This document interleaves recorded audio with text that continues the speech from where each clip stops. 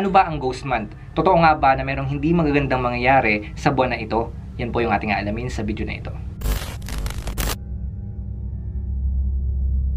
Sa mundo natin na ito, marami tayong mga pinaniniwalaan at meron tayong mga nakasanayan o kaya man mga nakaugalian na hanggang sa panahon natin ngayon ay talagang pinaniniwalaan pa rin natin. Ngayon, isa sa pinaniniwalaan ng mga Pinoy, lalo na yung may mga lahing incheck, ay yung tinatawag na Ghost Month. Isa ito sa pinakakinakatakutan na buwan ng mga naniniwala dito. Ngayon, ano nga ba itong Ghost Month na ito? Bakit maraming mga tao ang natatakot dito? At kailan tatapat sa panahon natin ngayon yung pinaniniwalaan nga nila ng Ghost Month? Ang Ghost Month ay ang ikapitong buwan ng lunar calendar. Ang mga petsa ay nag-iiba bawat taon. Ngunit sa taong ito, ang Ghost Month ay magsisimula sa August 4 at ito ay matatapos sa September 2. Ngayon, ang pinaka-nakakatakot at ang pinakamatinding araw daw sa Ghost Month ay sa August 18. Ang paniniwala patungkol sa Ghost Month ay nagsimula sa pamahiin ng mga incheck na marami na ring mga Pinoy ang naimpluwensyahan ng paniniwala na ito. Marami ring mga bansa dito sa Asia ang naniniwala sa Ghost Month, tulad na lamang ng Vietnam, Singapore, Taiwan, Hong Kong at iba pa. Ayon sa paniniwala ng mga Chinese, ang Ghost Month ay isang panahon na kung saan bumibisita ang mga espiritu ng kanilang mga namatay na ninuno at mga kamag-anak sa mundo ng mga buhay. Sinasabi na nabubuksan daw yung pintuan ng langit at impyerno sa panahon ng Ghost Month at nagkakaroon sila ng pagkakataon para gumala sa ating mundo. So dahil sinasabi nga nila na sa Ghost Month maglalabasan yung mga kaluluwa ng mga namatay na, dapat yung mga tao meron silang gawin at meron ding dapat iwasan. Nang sa ganon, hindi raw magalit yung mga kaluluwa na nasa ating mundo sa panahon ng Ghost Month. Halimbawa na lamang, ito daw yung dapat gawin ng mga tao kapag Ghost Month. So kailangan daw ipanalangin yung mga namatay ng mga ninuno dahil ito raw ay tanda ng respeto at pag-alala sa kanila. Magbigay daw ng mga iba't ibang mga handog sa mga namatay na tulad ng wine, mani, candies, noodles at kung ano-ano pa. So habang nasa Ghost Month daw, kailangan magdala raw ng mga lucky charm o kaya man pampaswerte para hindi daw malasin sa panahon ng Ghost Month. So yun po yung sinasabi nila na dapat gawin mo kapag ikaw ay nasa Ghost Month. Ngayon, ito naman daw yung mga dapat iwasan. Halimbawa na lamang, iwasan daw na masyadong magpagabi sa labas, lalo na yung mga matatanda. Huwag din daw muna magpasimula ng mga negosyo sa buwan na ito. Huwag daw bumili ng mga ari-arian at huwag masyadong gumastos ng malaki. Umiwas din daw sa pagsusuot ng kulay pula, itim, puting mga damit dahil na-attract daw dito yung mga espiritu. Huwag daw magsiswimming sa pool o kaya man sa dagat kapag Ghost Month. Huwag din daw muna magpo-propose o magpapakasal sa buwan ng August. Sinasabi rin na huwag muna magpapa-opera o gumawa ng schedule sa ospital sa panahon ng Ghost Month. Pinagbabawal din na mag-travel o magpunta sa iba't ibang mga lugar sa panahon ng Ghost Month, lalo na nga pagdating ng April 18. Kasi malaki raw yung posibilidad na ikaw ay mapahamak sa August 18 kapag ikaw ay nag-travel. Huwag ka rin daw magsasampay ng mga damit sa gabi dahil dito raw nagpupunta yung mga espiritu. Ngayon mga kapatid, kailangan ba nating paniwalaan itong Ghost Month na ito? Kailangan ba tayong matakot sa mga panahon na ito? At hindi lang yon, ano nga ba yung mga dapat gawin at mga hindi dapat gawin sa Ghost Month?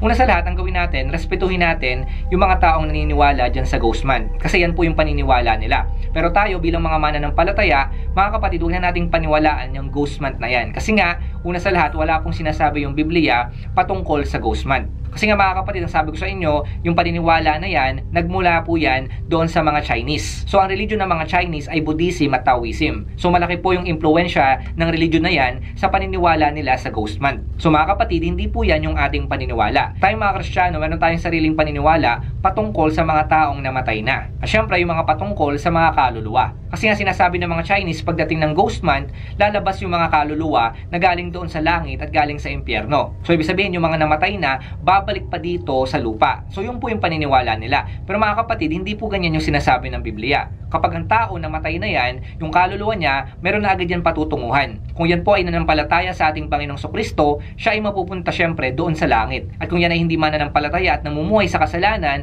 mapupunta po yan sa impyerno. Kaya pag namatay na yung isang tao, meron na po agad yan patutunguhan. Hindi na po siya magagala sa mundo po na ito. At higit sa lahat, hindi na siya babalik pag siya ay naando na sa langit o kaya man impyerno. Basahin natin yung Hebrews chapter 9 verse 27. Itinakda sa mga tao na minsan lamang mamatay at pagkatapos ay ang paghuhukom. So hindi po dapat tayo matakot sa mga kaluluwa na mga namatay na. Kasi nga malinaw sinasabi ng Biblia, pagkatapos mamatay ng mga tao ay paghuhukom. Ibig sabihin nun, meron na silang patutunguhan kung yan ay langit o impyerno. Kung saan napunta yung kaluluwa ng tao ngayon, dun na po siya. At hindi po siya babalik dito sa mundo na ito taon-taon. Meron na po silang kinalalagyan after nilang mamatay. At syempre mga kapatid, huwag din po kayong maniwala sa swerte o kaya man malas. Dito nga sinasabi na yung Ghost Month, malas daw po yan. So ibig sabihin sa time na yan, dapat mas maging maingat ka. Kasi nga, mamalasing ka daw dyan. Pero mga kapatid, wala rin sinasabi yung Bible patungkol sa pagiging malas o swerte ng isang tao. Basta ang alam lang natin, kapag nanampalataya ka sa ating Panginoong Sokristo, ikaw ay mapalad. At hindi ka magiging swerte o at hindi ka rin magiging malas. Basta ang identity mo sa ating Panginoong Sokristo, kapag nanampalataya ka sa Kanya, ikaw ay mapalad. Ngayon, ikaw naman yung pinakakawawang tao kapag ikaw ay hindi nanampalataya sa ating Panginoong Sokristo. Hindi ka malas, pero mga kapatid, ikaw ay mapapahamak sa impyerno dahil nga hindi ka nanampalataya sa ating Panginoong Sokristo. At yun nga, namuhay ka sa kasalanan. Huwag din po kayo matakot na gumawa ng major decision sa buhay nyo po ngayon. Kahit kailan pwede po kayo mag-decide. Ngayon kung sinasabi nga nila, huwag kang gumawa ng mga major decision pagdating ng Ghost Month, since hindi nga po tayo naniniwala sa Ghost Month, anytime pwede tayong gumawa ng desisyon. Kahit anong panahon pa po yan. Basta, lagi nyo tatandaan, pag gumagawa kayo ng desisyon, kasama yung ating Panginoong Diyos. At dapat, naka-align yan sa plano at kalooban ng Diyos sa buhay nyo. Kasi mga kapatid, lahat ng desisyon dapat kasama po yung ating Diyos dyan.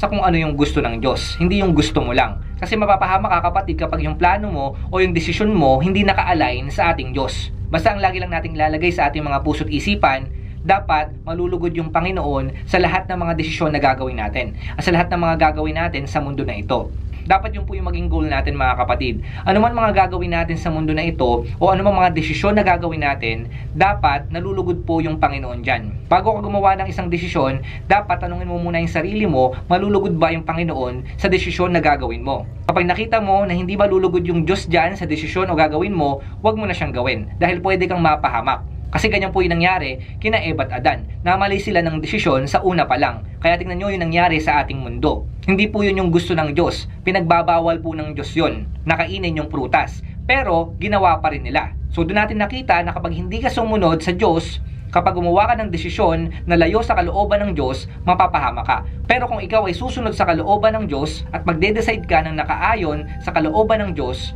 magiging maganda yung buhay mo. Magiging masagana yung buhay mo. Magiging maayos yung buhay mo.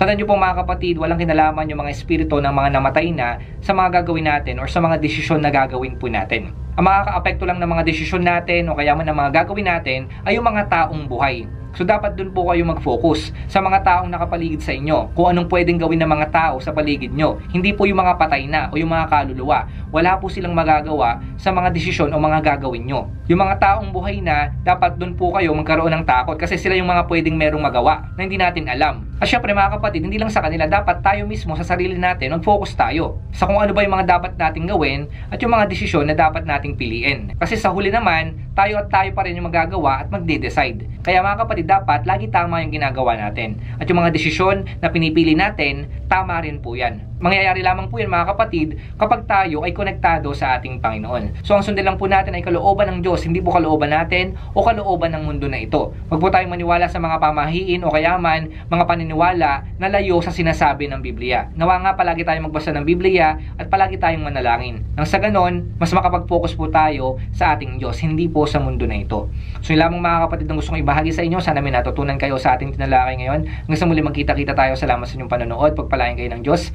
Ingat kayo palagi.